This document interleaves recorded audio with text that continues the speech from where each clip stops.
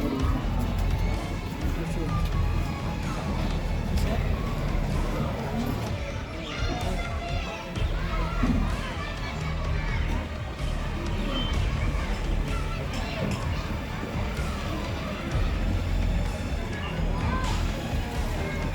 আঞ্চলিক ছাত্ৰ সন্থা আৰু অসম জাতীয়তাবাদী যুৱ ছাত্ৰ পৰিষদৰ গোবৰ্ধনা আঞ্চলিক সমিতি আৰু আজি স্থানীয় ৰাইজৰ সহযোগত আমি আজি আমাৰ এই গোবৰ্ধনা বৃহত্তৰ অঞ্চলত যি বছৰ বছৰ ধৰি বৈধ আৰু অবৈধভাৱে খনন কাৰ্য চলি আছে তাৰ প্ৰতিৰোধ কৰিবৰ কাৰণে আমি আজি এক 24 ঘণ্টা ধৰ্মঘট কাৰ্যসূচী হাতত লৈছোঁ। কিয়নো আমি বিগত সময়ছোৱাত আমাৰ জিলা প্ৰশাসনেই হওক বা আমাৰ চৰকাৰ প্ৰতিপক্ষই হওক আমাৰ যি বন বিভাগ কাৰ্যালয় আছে বন বিভাগৰ বিভাগীয় কৰ্তৃপক্ষক আমি জনাই আহিছোঁ যে বাৰে বাৰে যে আমাৰ এই গোবৰ্ধনা অঞ্চলৰ যিবিলাক বৈধ আৰু অবৈধ খনন আছে এইবিলাক অতি শীঘ্ৰে বন্ধ কৰিব লাগে। কিয়নো আমি আজি প্ৰায়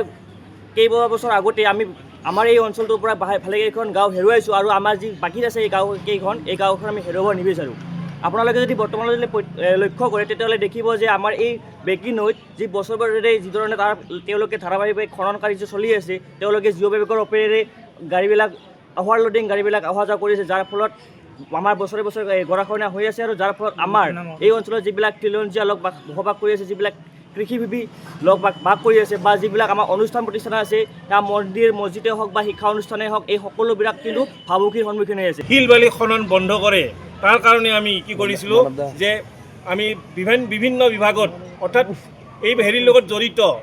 শিল বালি মহল অৰ্থাৎ হেৰিৰ লগত জড়িত আমি বিভিন্ন বিভাগত আমি কি কৰিছোঁ আবেদন কৰিছোঁ যাতে ইয়াত শিল বালিবিলাক খনন কৰিবলৈ দিয়া নহয় আৰু শিল বালিবিলাক খননৰ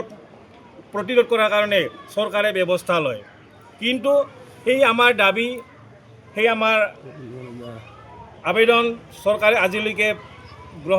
মানি লোৱা নাই বা চৰকাৰে আমাৰ দাবী বা আমাৰ আবেদনক অগ্ৰাহ্য কৰি বাৰে বাৰে প্ৰতি বছৰে কি কৰে খৰালিৰ সময়ত শিল বালি মহলবিলাক আবণ্টন দিয়ে। অবৈধ খনন কাৰ্য যদি ৰোধ নকৰে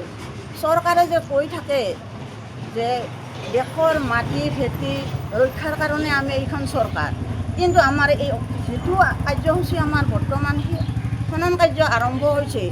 এই খনন কাৰ্যৰ ফলতে আমাৰ কি এই গোবৰ্ধনা গামাৰিগুৰি হতাপাৰা উত্তৰ চাপকামাৰ এইবিলাক গাঁও যদি গৰাখহনীয়াতে গুচি যায় তেনেহ'লে এই দেশৰ স্বাৰ্থত দেশৰ মাটি ভেটি ৰক্ষা হ'ব নেকি?